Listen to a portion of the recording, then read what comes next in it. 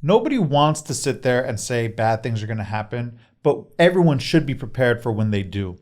We've been covering safety for a little while now, and today we're going to cover a very important part of the safety conversation, and that is what goes into your ditch bag. You're watching the Southern Boating and Yachting podcast. I'm Ian Sneed. I'm James Anderson. And to kick it off, we're going to be talking about beacons, because let's face it, that's going to be important when we're talking about a ditch bag, what you're putting into it. We're going to cover a lot of items, but starting with beacons. This is one of the number one safety devices. Whether you have your EPIRB, that doesn't need to go in your ditch bag, but somewhere close to your ditch bag. So you're grabbing one with the right, one with the left, and you're in a hurry. Other than an EPIRB, what would be your other beacon that you need? Personal locator beacon. That can go in your ditch bag. And some of those are water activated. Some of those you have to activate yourself. So if you're going to have it, make sure you know how to use it. Those beacons are very important to have. And those are the main two I would say you absolutely must put, if not into the bag, have it right next to it. I would say the EPIRB is obviously not in the bag. Right, yeah, that one, that's why, right. as close as possible. And it's very important to have your ditch bag somewhere that you can grab it literally in seconds. It should not be put away in a cabin. It should not be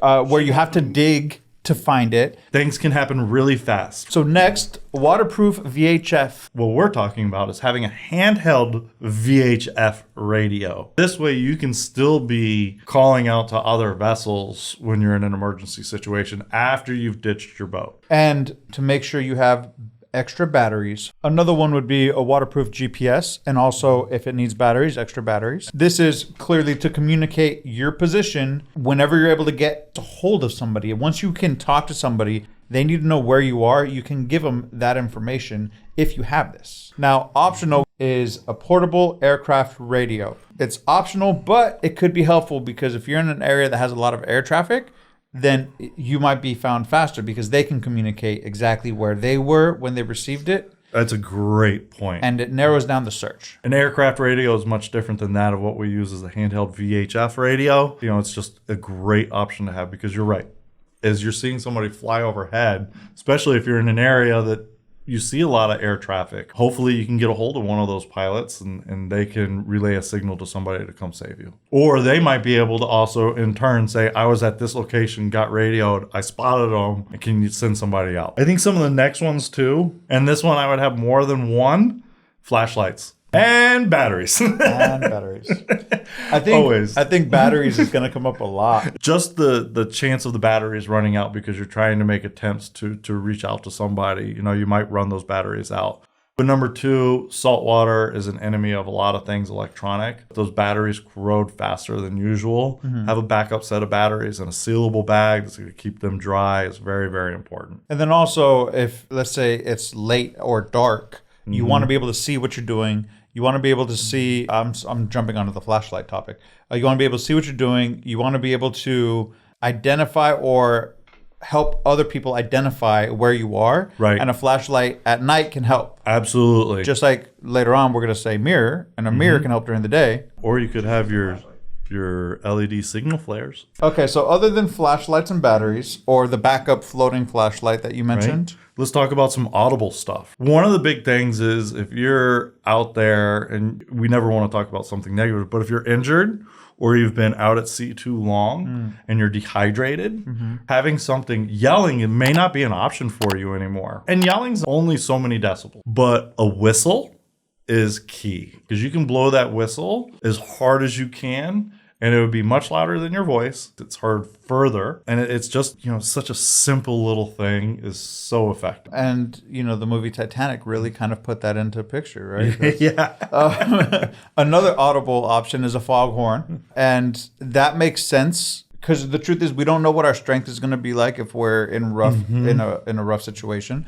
Sometimes the whistle, as easy as we think, if we have, let's say, a busted lip, we have some other injury where we can't use the whistle, having the foghorn can You're still short be of breath, whatever it may be. Exactly. It can be just as effective, if not more effective. Going down, we already mentioned it, but the signal mirror. This is like an old Boy Scout trick. And, old Boy Scout tricks never die. Being able to cause that reflection and get somebody to see you is very important. Really, trick number one would be a Boy Scout. If you're going to be in a rough situation, be a Boy Scout first, and then you'll know what to do. Right, But if Boy you're- Scouts taught us some things that are very valuable. So we talked about strobe lights, but flares. Let's talk about flares. Flares, number one, are required by the Coast Guard on your vessel. But make sure that not only do you have flares on your vessels, but have flares ready to go in your ditch bag too. And there's multiple styles of flares too. So find one that you prefer or find a set. Now, the next one, you brought it up to me, and I thought, oh, wow, that's actually a really good idea. Which one?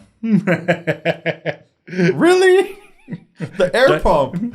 Yes. So it is one that surprisingly, when I talk to people, they don't think much about it because most of our life rafts self-inflate off of a cartridge. But when you're at sea in that life raft, what could be a day, 2 days, what if it starts to deflate? What if you get a small little puncture in it and you need to reinflate? How are you going to handle that at sea? So the next thing I'm going to say that you need to have is some duct tape or really strong bonding tape, like 100-mile-an-hour tape that they use on airplanes, or Gorilla tape, whatever it may be, something to try and help patch those things. But that also can be helpful in many different ways. And then the next one, I said tying the air pump to the life raft. Well, that means you should have some nylon cord on board in your ditch bag. Nylon cord will help you with numerous different things. It can be very, very useful. Another one that you talked about was the thermal protective aid, the blanket. Well, it's not a blanket, but It's not a blanket, but it's a blanket. We call them space blankets. It takes up literally no space because they're they're thin. so thin and Yeah, I mean, it's literally the compact. size of my palm folded up, and it'll Right. be like a full-size blanket. Usually they're shiny like foil, so it could be used as a reflective device. It can be used to keep somebody warm if you're in cold conditions. So next, we're going to talk about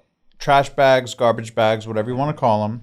They provide multiple uses, separating wet items from dry items, keeping dry items dry. You can even use it, depending on the type of bag that you have, as almost like a sail if you needed to. You can hold food in there. There's a lot of things. It's actually a very useful thing to have because most people are like, oh, it's a garbage bag. You're going to throw trash in it. Right. It's so much more than that. Well, and think about it. You can even fashion a raincoat out of one, right? I mean, you could use it to collect water. So let's say you're not just out at sea. Let's say you ended up on an island or something. You're stranded. You want to have some resources that you can use there. And garbage bags you can use as resources to collect things as well. On top of that, the next item would be matches. You need to have a way of starting fires. That's another item that would be useful to have in your ditch bag. A utility knife of some sort. Having a little bit of fishing equipment with you, whether it just be a spool of line and some hooks and bait. So the next thing I have is passports. If you're underway somewhere, you want to have your passports in the ditch bag. It's easy to grab when you do arrive at your location. And if something were to go wrong, you have identification for when you're found, and it makes that process much easier. Right. You can also have copies of other documentation if you feel that's important. I would say that that's optional, but it's... And then the next one after that to me would be like a credit card, bank card, or having some cash as well. Because, I would say more of a credit card or bank card, and the cash is kind of secondary. Because if you do land in a foreign country and, you need a little bit of help, well, sometimes help costs money, unfortunately. So next, let's talk about some nutrition. You mentioned it earlier, the emergency food, right? The survival biscuits, emergency biscuits, whatever you want to call them. That's important to have. And I mentioned it to you before we started recording. It's not going to be a Michelin star meal, but you're going to be so happy you have it. Next would be either water bottles or a handheld water maker. Yes. Right? Or hand-activated. Hand-operated. Yeah. Water maker. There are several of them out there on the market today. There's some in the marine industry. There's some in the camping industry. Do your homework. Find one that you like. Find one that fits in your ditch bag. I would prefer to go that method. If you don't go that method, make sure that you do have some bottled water. And then moving on to, we talk about sun protection. You want to have like bandanas, small towels. I know at the end of the list, I'm just going to throw it in now, SPF, like sun. You mean like sunscreen? That's the one. Or are you making fun of me how I wear SPF 1000? Yeah, sunscreen. We all know I'm as pale as Casper the Ghost, and I turn red when I get sun. Dude, it's so funny. You're like a shrimp. It's I like you turn cook. red fast. Yeah, So no, it's like, you know, shrimp. You buy shrimp in the store and they're white, and then you cook them and they're super pink. That's you after 10 minutes in the sun, bro. that's why I literally wear SPF 100. No, sun protection, no matter what shade you are, is extremely important. I mean, I pass off the sun protection to you all the time, right? Yeah. So it's one thing that I will say, because you do not want to get sunburnt, because that'll make you extremely uncomfortable. So if you can have some sun protection. And here's the thing: if you have sun protection, you might as well have some like lip balm that has UPF on it also, because you'll be surprised at how quickly your lips chap when you're dehydrated. You're in the sun consistently. Oh, yeah? You know, you're only eating, like, you have salt water. Like, you're gonna get, the lips are gonna get dry, and that makes things much more challenging too. So. What's it? What is it called again? Lip balm. A lip balm with sunscreen. Yeah. Or a sunscreen that you feel okay to put on your lips. Last two things we're going to talk about that I have on my list are first aid kits and any prescription, life-saving prescription medication. If you take like heart meds or a prescription that's vital to keeping you healthy, make sure that you have extra and put them in your ditch bag. The next one is that first aid kit. You never, ever know what's going to happen. You know, a small cut can turn into a very serious infection. I'm a big fan of first aid kits. I have one in my car, always. You just never know. So definitely something I would recommend adding to your ditch bag. Now, this is a lot of items already. Yes. And there's more suggested items that people create in their lists.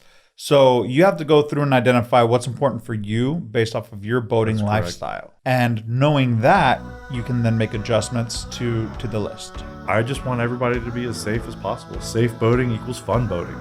So until next time, I'm James Anderson. I'm Ian Sneak. We'll see you next week.